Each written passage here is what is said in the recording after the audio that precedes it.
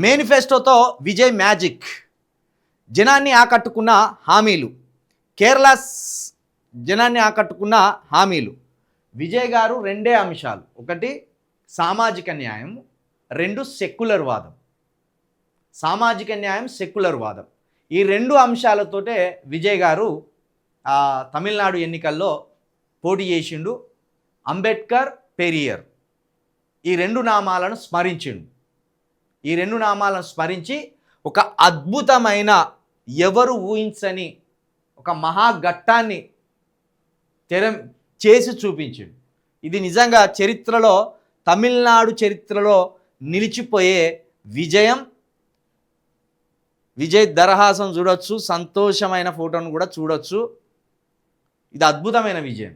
ఇక విజయ్ గురించి ప్రత్యేకంగా మాట్లాడాలంటే సైలెంట్ సెల్యూట్. పార్టీ గెలుపు తర్వాత కార్యకర్తలకు అభివాదం చేస్తున్న విజయ్. టీవీకే సంచలన విజయంపై ఆ పార్టీ అధినేత విజయ్ స్పందించలేదు. ఓట్ల లెక్కింపు జరుగుతున్నప్పుడు కానీ, ఫలితాలు వెలువడ్డాక కానీ ఆయన మీడియాతో మాట్లాడలేదు. ఆయన తండ్రి ఎస్ఏ చంద్రశేఖర్ మాత్రమే మాట్లాడారు. పోటీ చేసిన 2 స్థానాలను గెలిచిన విజయ్ ఎమ్మెల్యేగా ఎన్నికైన ధ్రువపత్రం తీసుకోవడానికి పెరంబూర్ కౌంటింగ్ కేంద్రానికి వచ్చారు. అభిమానులు కార్యకర్తలకు అభివాదం చేస్తూ లోపలకు వెళ్ళారు. ఆ తర్వాత తన తండ్రి ఇంటికి చేరుకొని బాల్కన్ నుంచి కింద ఉన్న టీవీకే కార్యకర్తలకు అభివాదం చేశారు. Great victory. 54 సంవత్సరాల చరిత్రను తిరగరాసిన మొనగాడు, మొగోడు, రాజకీయ నాయకుడు, సినీ స్టార్ విజయ్. విజయ్ విధంగా చెప్పాలంటే, విజయ్ ఏం చేసిండంటే ఒక అద్భుతం చేసిండు. జెండా కూలీలను తయారు చేయలేదు. జెండా కూలీలను చేయలేదు. మంది నాయకుల జెండాలు మోసే, మంది నాయకుల పల్లకీలు మోసే అభిమానులను తయారు చేయలేదు. కులం కార్డు వాడలేదు. ధర్మం అనే పేరుతోటి అభిమానుల్లో వెర్రెక్కించలేదు. మన మతం ఏదో అయిపోతుందని వెర్రి అర్పులు అంతకంటే అరవలేదు. సామాజిక న్యాయం, సెక్యులర్ వాదం, ఈ దేశం యొక్క ఆత్మను పట్టుకున్నాడు. ఈ దేశం ఆత్మను పట్టుకున్నాడు విజయ్. ఇంకెంత మంచి అద్భుతమైన విజయం అంటే ఇది.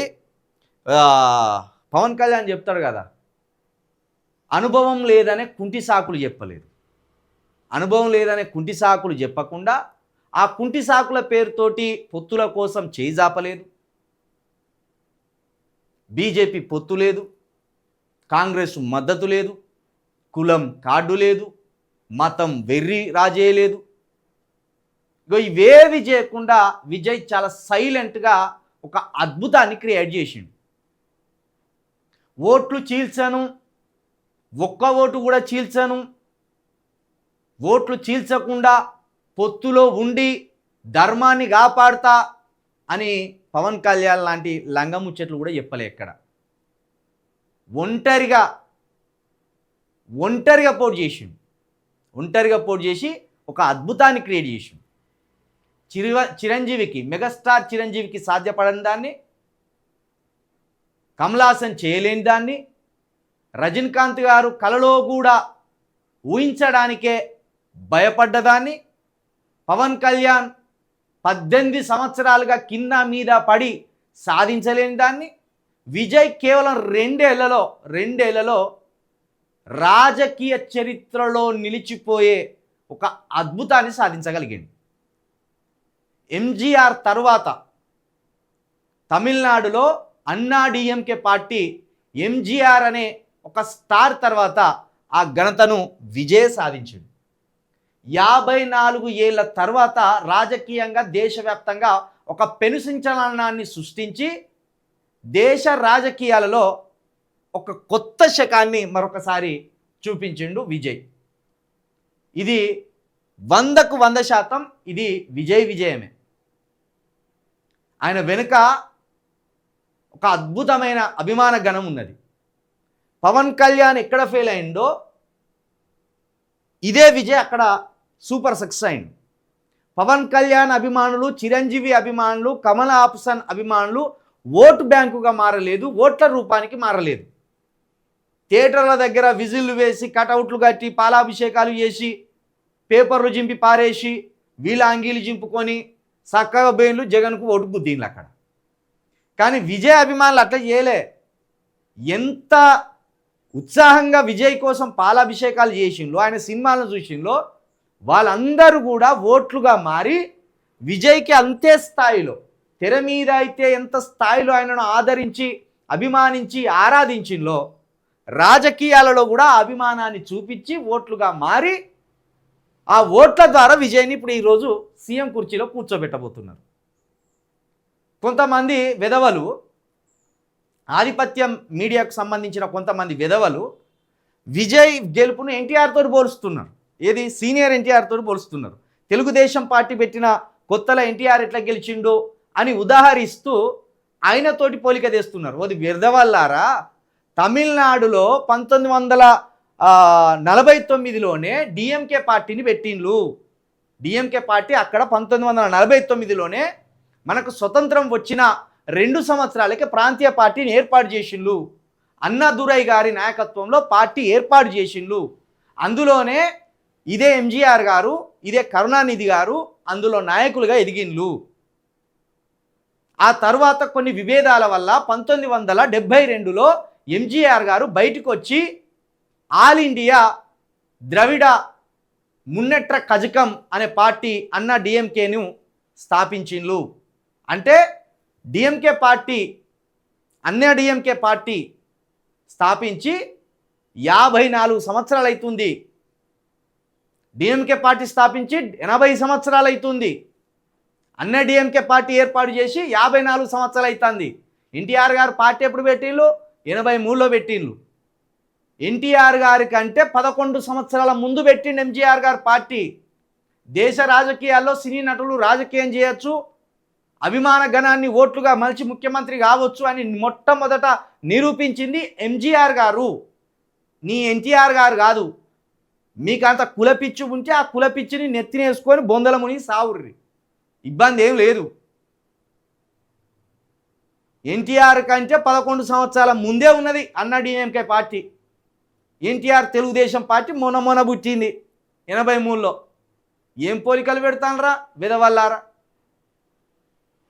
ఆ 54 సంవత్సరాల క్రితం పుట్టిన పార్టీ తర్వాత మళ్ళీ 54 సంవత్సరాలకు విజయ్ రూపంలో ఒక అద్భుతమైన విజయం, ఒక అద్భుతమైన హిస్టరీ క్రియేట్ చేసిండు విజయ్ గారు. ఎన్టీఆర్ తోటి బోలకండి అనవసరంగా. అంటే మిమ్మల్ని మీరు గొప్పగా చెప్పుకోవడానికి ఎన్టీఆర్ తోటి పోతానులా. ఎన్టీఆర్కు 11 సంవత్సరాల ముందే ఎంజీఆర్ ముఖ్యమంత్రి. ఎంజీఆర్ పార్టీ పెట్టిండు.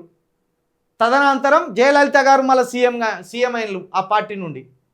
కాబట్టి విజయ్ 2024లో ఫిబ్రవరి 24వ తారీఖు పార్టీ పెట్టిండు టీవీకే, తమిళ వెట్రి పార్టీ.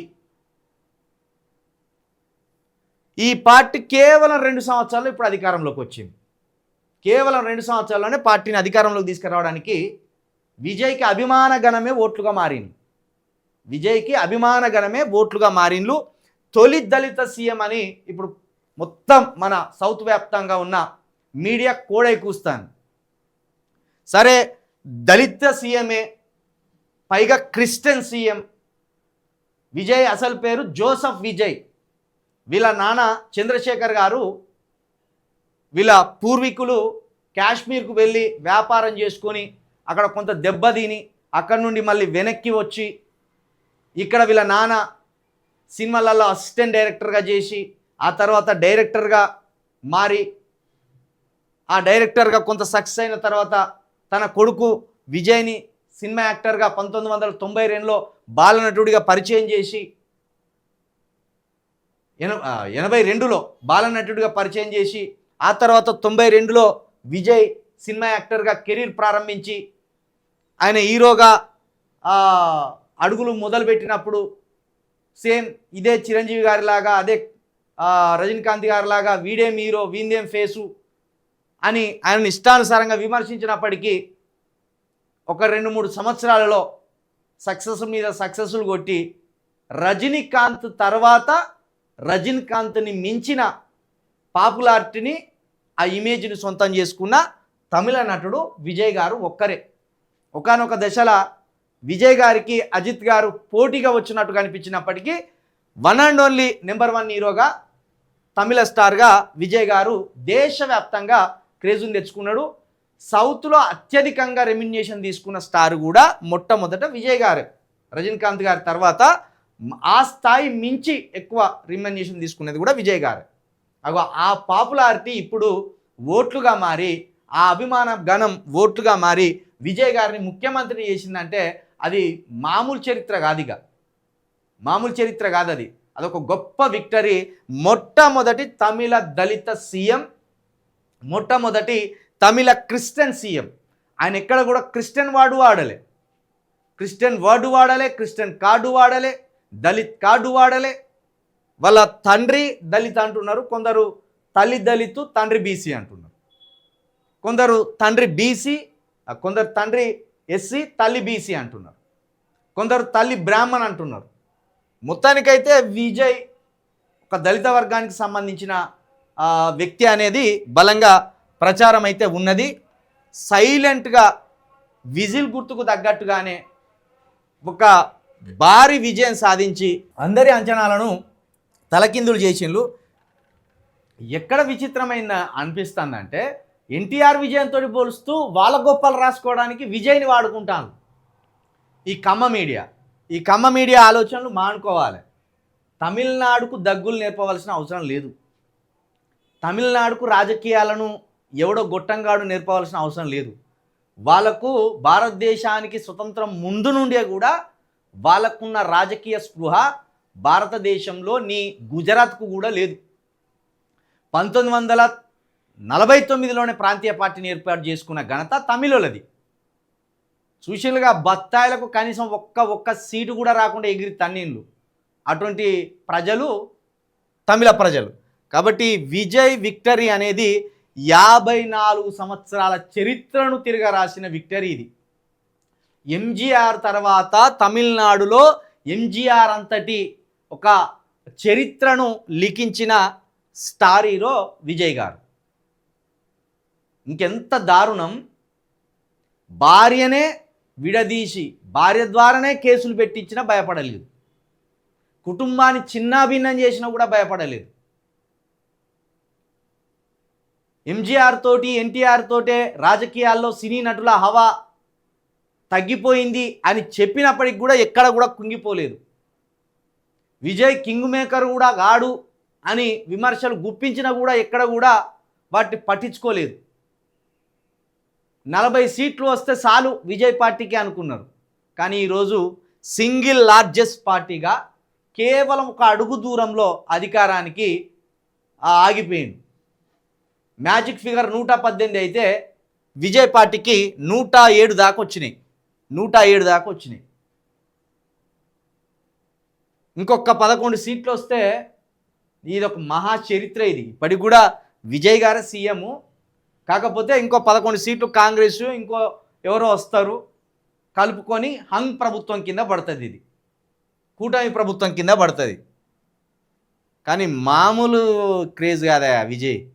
ఇది అసలు భారతదేశం చరిత్రలో 50 సంవత్సరాలకు ముందా అంటే అంత టెక్నాలజీ లేదు. సినిమా హీరోలను చూడడానికి వెర్రిగా ఎగబడేటోళ్ళు. ఎందుకంటే సినిమా హీరోలు అంటే ఒక ఆకాశంలో ఉన్న నక్షత్రాల టైపులా ఈ ప్రజలు ఫీల్ అయ్యేటోళ్ళు, ప్రేక్షకులు ఊహించుకునేటోళ్ళు.